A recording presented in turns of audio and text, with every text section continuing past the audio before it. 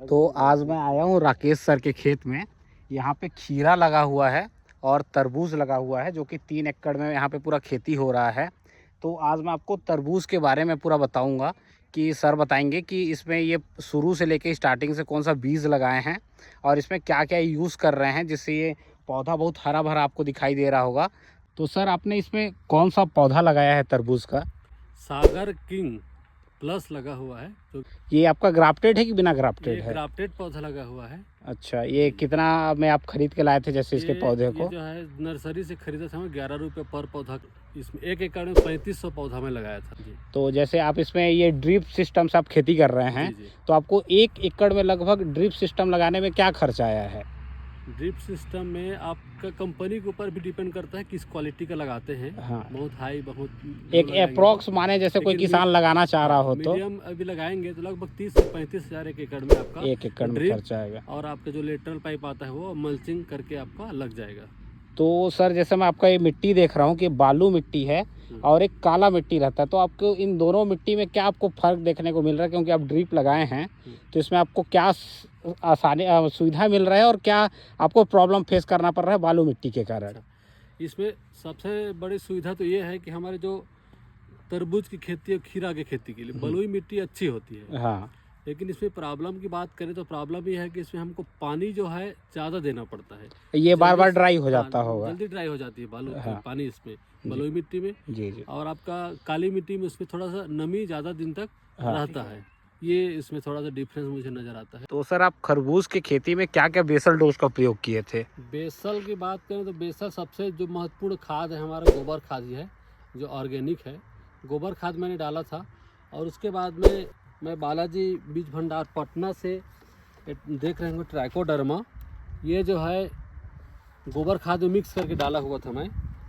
Sir ये trichoderma आप जो यूज़ किए हैं और गोबर खाद, ये किस लिए आप यूज़ किए हैं कि क्या रोग से आपको बचाता है?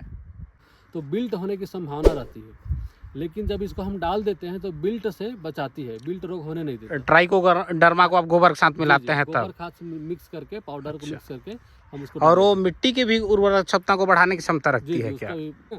आपका जो पॉजिटिव जो फंगस होती है उसको अच्छा, बढ़ाता है, ग्रोथ मिट्टी और गोबर के पॉजिटिव फंगस को पौधे तक पहुंचाता है। आपका डीएपी है, पोटास, फास्फोरस, एसएसपी जो बोलते हैं, जी जी। ये मैंने डाला था। और रेतीली मिट्टी में एक और समस्या होती है मुख्य रूप से, जैसे इधर दीमक की ज़्यादा समस्या देखने को मिलता है जी। दीमक का, तो उसके लिए मैं रीजेंट डाला था। 1 एकड़ में 4 किलो रीजेंट डाला, जो बायर का रीजेंट आता है वो डाले थे वो डाला हूँ। तो सर ये पौधा लगाए आपको कितना दिन हो गया और आप अभी इसमें कौन कौन से फर्टिलाइजर का प्रयोग कर रहे हैं? शुरुआती स्टेज से अभी तक आप क्या क्या प्रयोग कर चुके हैं और क्या करने वाले हैं, उसके बारे में बताइएगा।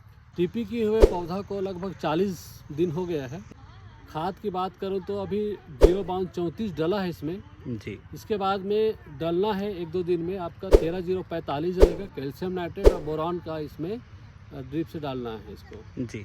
तो शुरुआती स्टेज में आप इसमें कौन सा खाद डाल रहे थे जब आपका था, जब पौधा ग्रोथ हो रहा था, तो ग्रोथ के लिए इसमें कौन सा आप फर्टिलाइजर का स्प्रे किए थे? शुरुआत में मैं 19-19 का NPK 19-19 का प्रयोग किए थे, कर सकते हैं आप। मैं उसका ड्रिप में डाला था जी। और उसका आप चाहें तो उसका स्प्रे भी आप कर सकते हैं 19-19। और अभी आप ये फ्लावरिंग में 0.34 का प्रयोग कर रहे हैं। 19-19 के बाद में 1261 भी मैं ड्रिप पे चलाया जी। उसके बाद अब 0.34 चला रहा हूँ जी सर। इसके बाद फिर मैं 13-0-45 NPK का ही उसको, जब आपके फल आने लगेंगे अच्छे से, तब आप उसका प्रयोग करेंगे। आगे वीडियो में मैं बताऊंगा कि कैसे फल आ रहे हैं, फल के साइज क्या आ रहे हैं और हमें और कौन कौन सा खाद डालना चाहिए, कब इसकी तोड़ाई करनी चाहिए। तो ऐसे ही जानकारी के लिए आप वीडियो को लाइक करिएगा, सब्सक्राइब करिएगा और आगे भी वीडियो में हमारे साथ जुड़े रहिएगा।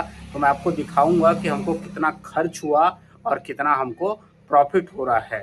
धन्यवाद।